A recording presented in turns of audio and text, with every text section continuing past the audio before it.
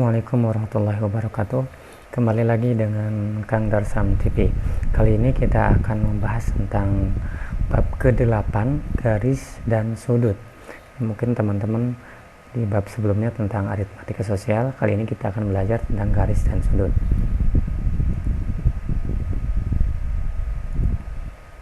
Nah, tujuan pembelajaran kita ada 4 bagian. Yang pertama adalah mengenal satuan sudut yang sering digunakan,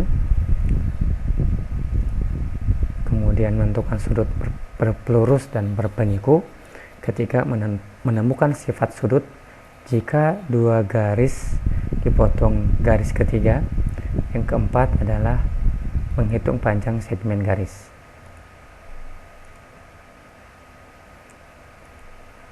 Kemudian materi prasarat.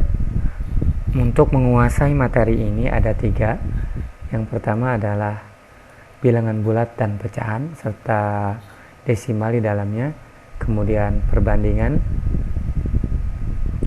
kemudian yang ketiga adalah aljabar. Apa sih manfaat sudut? Nah, dalam kehidupan sehari-hari ternyata sudut dan garis itu digunakan sangat penting dalam dunia desain, dalam dunia teknik. Itu salah satunya adalah pembangunan aliran sungai, pembangunan tanggul. Nah ini ya teman-teman. Kemudian pembuatan sebuah mobil. Tentunya jika tidak ada penghitungan tentang sudut dan garis, tentunya mobil yang dihasilkan tidak maksimal atau tidak layak untuk digunakan. Kemudian yang ketiga adalah desain interior. Jadi jika kita ingin menghasilkan produk yang bagus, tentunya harus memperhatikan garis dan sudut ini. Nah, sebelum kita mengenal lebih jauh, mari kita kenal lalu tentang titik sudut. Nah, titik sudut itu adalah di bagian ini. Titik sudut. Kita kasih nama saja sudut A. Nah, titik sudut ini diperoleh dari kaki sudut. Nah, kaki sudut itu adalah sinar garis. Jadi kalau ini diperpanjang, sudut AC ini tak terhingga panjangnya. Jadi kita batasi saja AC ini adalah sinar garis. Di kaki sudut itu adalah garis AC dan sinar garis AB. Jadi kaki sudut itu adalah sinar garis AC dan sinar garis AB. Nah, untuk titik sudutnya tersebut adalah perpotongan dari dua sinar garis. Kemudian daerah sudut. Daerah sudut itu adalah daerah yang dibatasi oleh dua sinar garis. Jadi ini semua adalah daerah sudut. Jadi tidak hanya sebatas di pojok saja, tapi seluruh daerah yang dilintasi.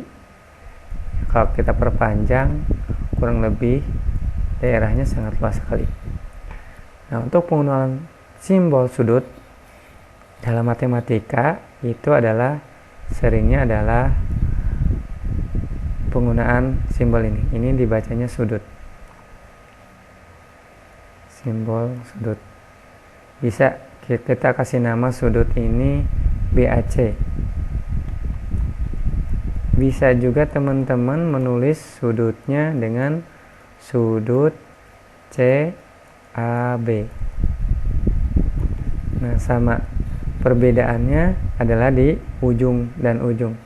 Yang samanya adalah di tengah. Nah, yang tengah itu untuk menunjukkan dia titik sudutnya. Kemudian pemberian sudut juga tidak hanya dengan huruf. Jika bisa saja teman-teman menulis sudut A saja juga sudah benar.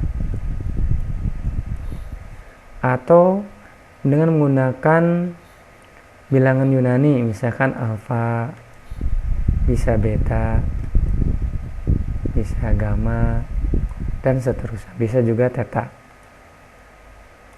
Gitu ya teman-teman.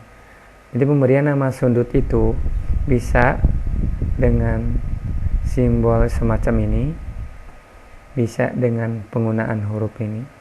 Biasanya kalau penggunaan simbol ini dibarengi dengan huruf kapital.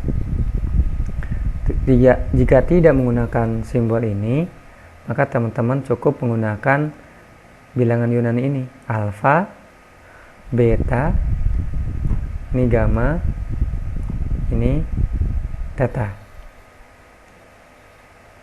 dan bilangan Yunani yang lainnya. Seringnya menggunakan alfa, beta, theta. Nah, satuan sudut yang digunakan untuk di jenjang SMP seringnya menggunakan derajat.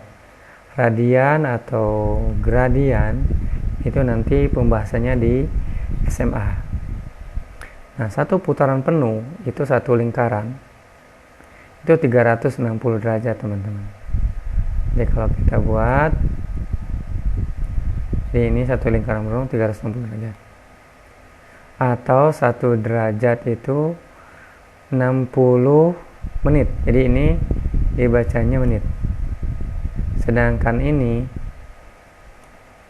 kalau tanda begini double, artinya dibaca detik. Satu derajat berapa? Satu derajat berapa detik? Berarti dikalikan saja 60 dikali 60, 3600 detik. Kita akan lanjutkan. Nah, bagaimana jika menemukan soal semacam ini? Jika teman-teman menemukan soal semacam ini, cukup dijumlahkan saja yang sejenis.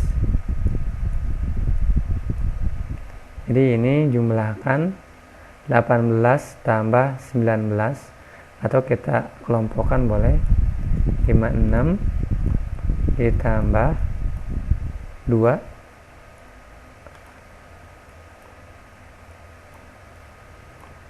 kemudian 18 ditambah 19,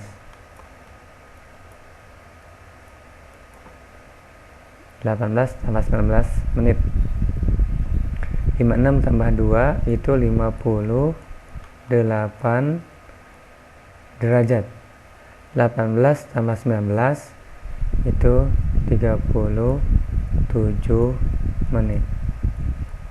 Itu kita, nah itu jawaban untuk nomor 1. Berikutnya kita akan selesaikan untuk soal nomor 2. Nah, jika teman-teman menemukan soal semacam ini tidak bisa langsung dikurangi, tapi harus disamakan dulu. Atau paling tidak bagian atas itu harus lebih besar dibanding di bawahnya. Jadi jika ini diselesaikan dengan cara yang ini, itu teman-teman membutuhkan waktu. Tapi tidak jadi masalah jika teman-teman mau mengerjakan semacam ini. Tapi saya lebih suka dengan cara bersusun semacam ini.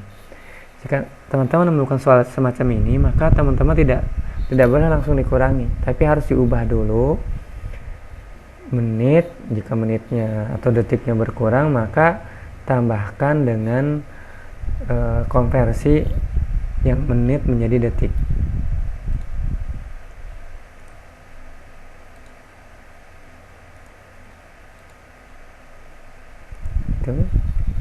Nah, jadi 7 menit ini kita jadikan dipisah jadi 6 tambah 1.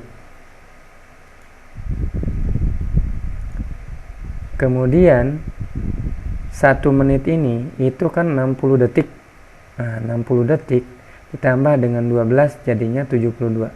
Jadi 60 ya. 1 menit ini adalah 60 detik. 60 detik kemudian ditambah 12, maka akan diperoleh nilai 72 detik.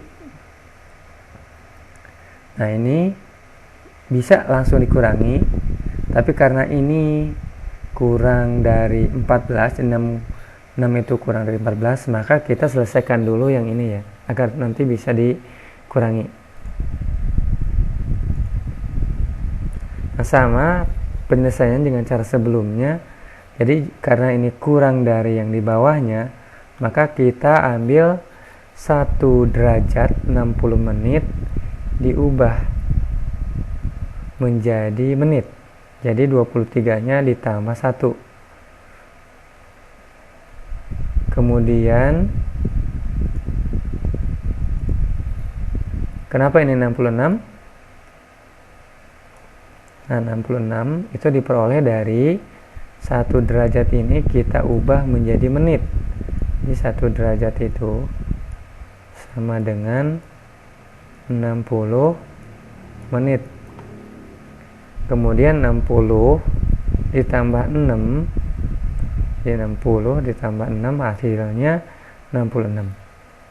Nah, setelah ini karena yang bagian atas lebih besar dari yang bagian bawahnya, maka kita bisa langsung kurangi. 2 kurang 0, di sini 2, 7 kurang 5 jadi 2, ini 22 detik.